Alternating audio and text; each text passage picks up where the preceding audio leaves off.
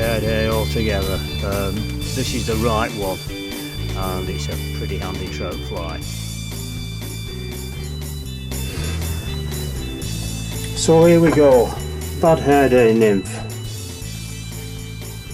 Start off with a fine thread. This is olive, it can be grey or brown, maybe even black really. Fairly nondescript colour's good for these ephemerid nymphs. By ephemerid I mean the mayfly nymphs, of which the large dark olive and the iron blue dodder are one of many. When you really think of mayflies, just the big flies that hatch at the end of May and into the first 2 weeks of June, but mayfly really covers quite a range of species. So wind the thread down like so to roughly the end of the hook point.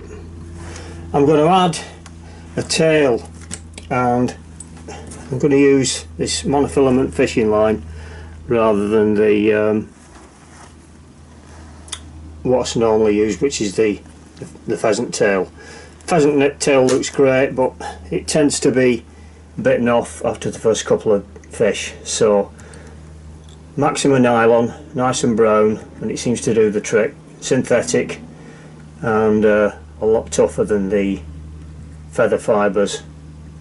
So I'll trap a bit of that in on top of the hoop and one off after. I've got 2 doubled over pieces which will never come out. You'll lose the fly before you lose the tails. So get those wrapped together tight, take one turn underneath, and they're all trapped in nice and neat. Now, next thing, need a bit of weight, and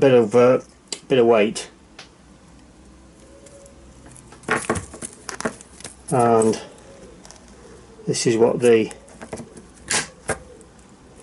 gold wire's for. It's for 3 functions basically. It will give a bit of weight to our fly, it will also bind it together, and it gives a little bit of a sort of gold flash as well. This is basically the gold ribbed hare's ear, it's my version of it. So I'm going to leave a bit of a long tail there, start winding, not quite at the head, a little way back from the head, start winding it down, leaving that long tail. Got a bit of weight spread evenly through the body, like that. Start bringing that back. You notice I've left that that fly in that tag. I'm going to wind that back over the dressing afterwards, and with what's left we'll build up a bit of a thorax here. Now that's not too heavy, just get it plummeting through the water. I mean, if you're trying to fish very deep fast currents you probably need some lead in it as well, but that's fine. For the streams I fish, we normally fish in maybe 2-3 feet of water, and that's fine. That'll get down into the lower layers on a cold spring day. And now we're ready for adding the dubbing, and before I do that I'm going to put a touch of varnish on that body just to help trap the hair fur. I'm using hair fur, it should traditionally be hare's ear. I couldn't get hold of any last time I went to the fly shop. So I'm using hair fur. Could be squirrel tail, any sort of mottled hair like that should do the job. So I'll trim a bit of that off. Before I do, I'm just going to wax the thread.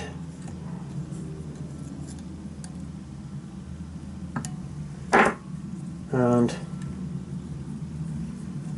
we'll get a bit of that twirled around the thread. Quite springy stuff, this, quite difficult to do compared with seal's fur dubbing. Quite coarse. Wind it around the body. As it comes loose from the thread, just twizzle it back on again. You can see that sort of fuzzy outline developing now, a little bit further up the body. and that's about the position of the thorax. So now what we do, we wind that gold rib back up, and that will finish round about 2/3 of the way up the body. Wind it back up,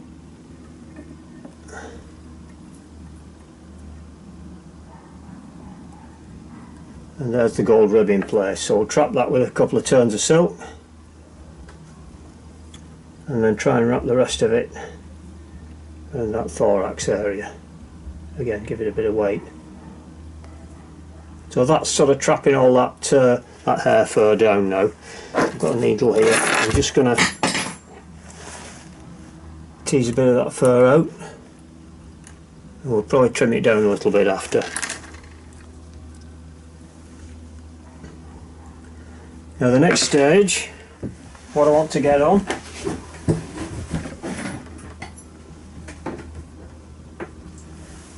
is a bit of a wing, which is going to be folded back. I'm using this this mallard feather. I'll take a generous pinch,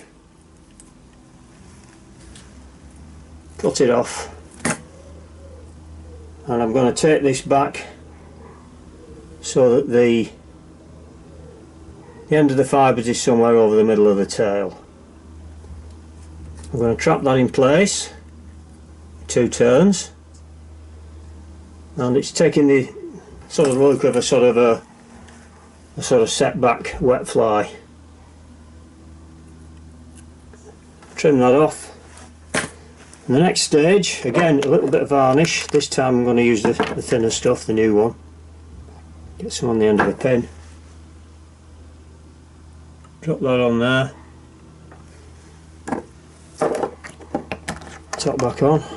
Avoid spillages.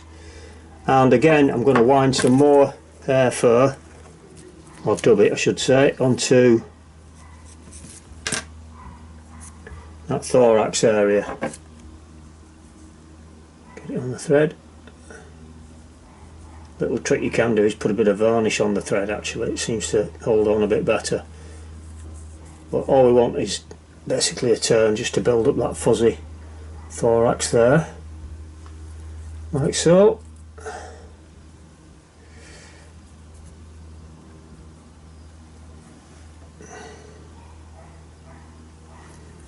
It really is looking like a hell of a bad hair day now.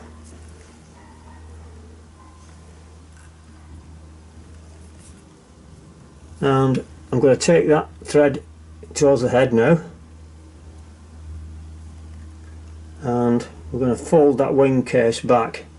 In doing so we'll leave a bit of a hump. We want a bit of a loop sticking up like that. Give the impression of the insect's wing casings just starting to unfold. And if you notice, I've just left the ends of the feather fibres flying there. I'm going to fold those back on itself, and it's not so much of a hackle, it's more like a sort of beard, a bit like the Welsh fly, a dwell back. And just trap those back a bit, and it sort of has the appearance of part nymph, part spider. Very scruffy fly, but very effective. All that remains now is to tie that head off with a whipping tool. Give it half a dozen turns.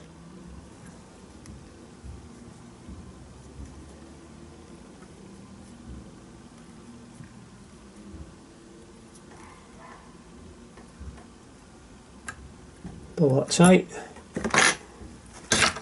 Trim the thread off.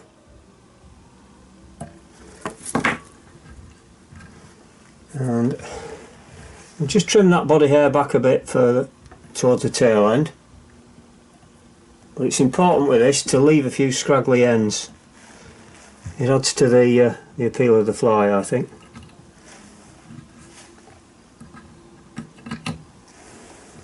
And then we have a bad hair day nymph. I'm just going to put a little blob of varnish on the head.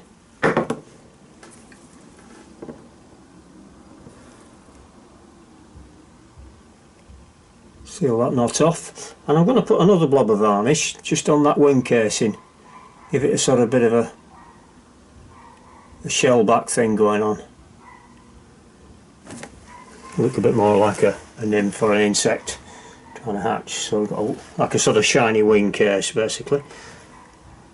It also helps bind it all together. There we go, and that's the completed fly. Now what I often do, in fact what I always do if I remember, is get a spare bit of wire and just poke it through the eye of the hook, like so, fold it over, and that will stop the varnish setting in the eye. See how we're going with it down at the river.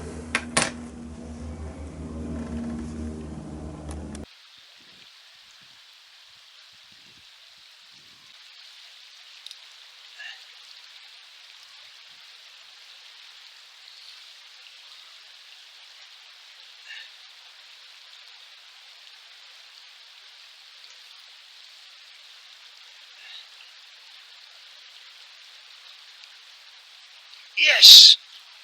Oh, yes! Lovely. Where's he? Where's he gone? In front of me here. Going back into the pool or what? No. He's going to play right in front of me. Oh.